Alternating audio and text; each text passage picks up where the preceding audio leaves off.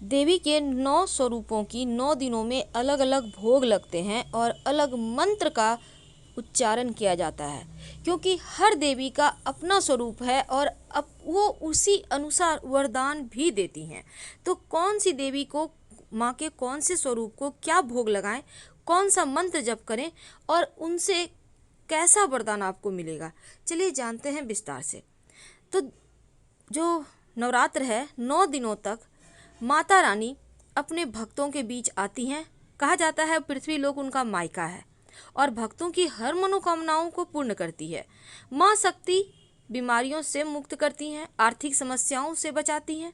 तो आइए जानते हैं कैसे आप उनको प्रसन्न करें। तो माँ का पहला स्वरूप है देवी शैलपुत्री का। माँ शैलपुत्री को शुद्ध गाय का घी का भोग लगाया जाता है, ताकि जीवन में जो स्वास्थ्य संबंधी समस्या है वो परेशान ना करे, अच्छा स्वास्थ्य रहे, आरोग्य की प्राप्ति हो। और पर्वतराज हिमालय के यहाँ जन्म लेने के कारण इन्हें शैलपुत्री कहा जाता है। तो इनके पूजन से सदा धन धान्य से परिपूर्ण रहते हैं और अच्छे स्वास्थ्य की भी प्राप्ति होती है। और इनका मंत्र है ओम ऐं श्रीं क्लीं शैलपुत्री नमः। दूसरा माँ का स्वरूप है, माँ को घी का ही भोग लगाइएगा, पहला स्वरूप को माँ शैलपुत्री को। और दूसरा माँ का स्वरूप है माँ ब्रह्मचारिणी। तो माँ ब्रह्मचारिणी माँ दुर्गा का वह रूप है जो भक्तों और साधकों को अनंत कोटि का फल प्रदान करने वाली हैं और इनकी उपासना से त्याग, वैराग्य, सदाचार, संयम की भावना जागृत होती है। माँ ब्रह्मचारिणी का मंत्र है ओम ऐं ह्रीं क्लीं ब्रह्मचारिण्यै नमः। इस मंत्र का जप आप माँ को प्रसन्न करने के लिए कर सकते हैं और माँ को भोग लगाएंगे आप। माँ ब्रह्मचारिणी को दूसरा स्वरूप है, इनको आप चीनी शक्कर का भोग लगाएंगे या मिश्री का भी भोग लगा सकते हैं। इनसे वो बहुत प्रसन्न होती हैं और जीवन में खुशियाँ बढ़ाती हैं। माँ का तीसरा स्वरूप है, तीसरे दिन माँ की जो पूजा की जाएगी तो माँ का स्वरूप है चंद्र घंटा। इस दिन माँ को घंटा माँ के मंदिर में अर्पित किए जाते हैं और माँ को दूध या दूध से बनी हुई चीज़ें अर्पित करने का विधान है। इससे जीवन में खुशियाँ आती हैं, सुख बढ़ता है, आरोग्य बढ़ता है, वीरता के गुणों में वृद्धि होती है, आपकी वाणी अच्छी होती है। और माँ का मंत्र है ओम ऐं ह्रीं क्लीं चंद्रघंटाय नमः। तो दूध से बनी हुई चीज़ों का भोग लगाइए तो सभी पापों से भी मुक्ति मिलेगी।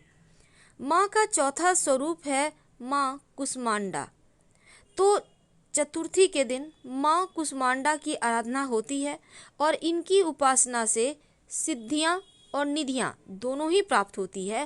रोग शोक दूर होते हैं, आयु और यश बढ़ता है, जीवन में स्थिरता आती है, सुख बढ़ती है।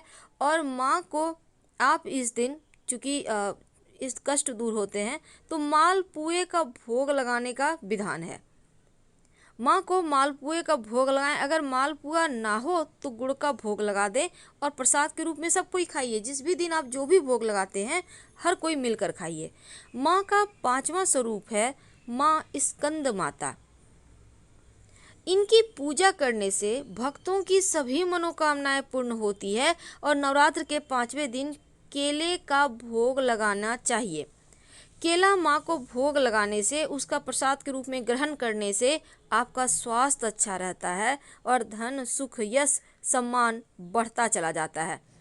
तो माँ स्कंद माता की उपासना से मोक्ष के द्वार खुलते हैं, जो परम सुखदायी है इनका स्वरूप, और साथ ही अपने भक्तों की समस्त इच्छाओं की पूर्ति करती हैं।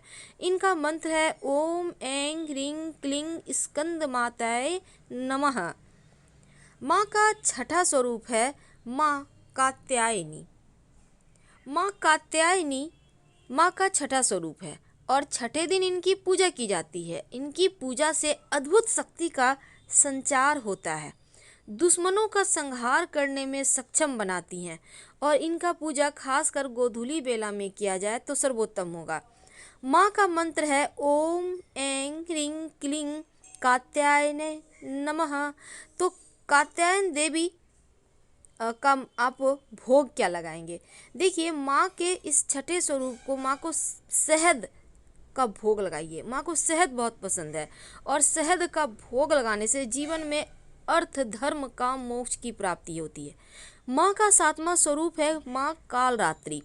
भूत प्रेतों से मुक्ति दिलाने वाली देवी कालरात्रि की उपासना करने से सभी दुख दूर होते हैं। और इस दिन माता को गुड़ और मेवे के लड्डू का भोग लगाएं। माँ को लड्डू चढ़ाने से, खाने से, लड्डू जो भोग लगाइएगा या गुड़ का भोग लगाइएगा तो आधा गुड़ प्रसाद के रूप में पूरे परिवार के साथ खाएं और आधा गुड़ दान कर दीजिएगा, पूरा गुड़ मत खाइएगा।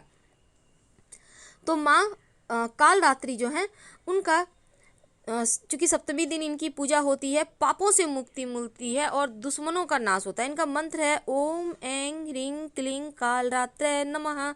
और माँ का आठवां स्वरूप है माँ महागौरी।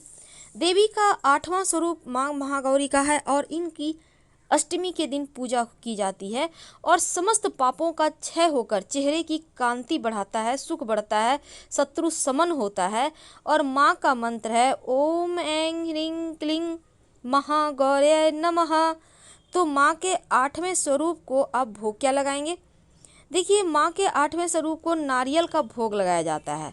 नारियल का भोग लगाने से घर में सुख समृद्धि आता है, संतान से जुड़ी सारी परेशानियाँ समाप्त हो जाती है। और नवरात्र का जो आखिरी दिन है वो नवा स्वरूप माँ सिद्धिदात्री का है। तो माँ सिद्धिदात्री की पूजा 9वें दिन होती है और इनको तिल का भोग लगाया जाता है।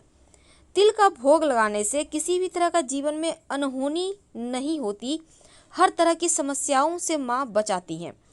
इनकी आराधना करने से अनिमा लघिमा की प्राप्ति, प्रकाम्य महिमा, इसित्व, सर्व काम और शांति, दूर श्रवण, परकाया प्रवेश, वाक सिद्धि, अमरत्व, भावना सिद्धि आदि समस्त नव निधियों की प्राप्ति होती है। माँ का मंत्र है ओम ऐं ह्रीं क्लीं सिद्धिदात्रे नमः। तो इस मंत्र का जाप आप माँ को प्रसन्न करने के लिए कर सकते हैं। तो 9 दिनों में माँ के अलग स्वरूप की पूजा होगी और अलग भोग लगाए जाएंगे। माँ से आप दुर्गा जी का जब आप पूजा कीजिएगा तब माँ के अलग अलग स्वरूप को अलग अलग दिन, अलग अलग घर में आप सिंपल तरीके से कर सकते हैं, भोग लगा सकते हैं, लेकिन आशीर्वाद तो आपको माँ से उतना ही मिलेंगे जितना कि आपको अभिलाषा है। तो माँ को जब आप उनके पसंद का भोग लगाते हैं, मंत्र जप करते हैं, उनके पसंद का पुष्प अर्पित करते हैं, तो माँ भी भक्तों की समस्त मनोकामनाओं को पूर्ण करती हैं।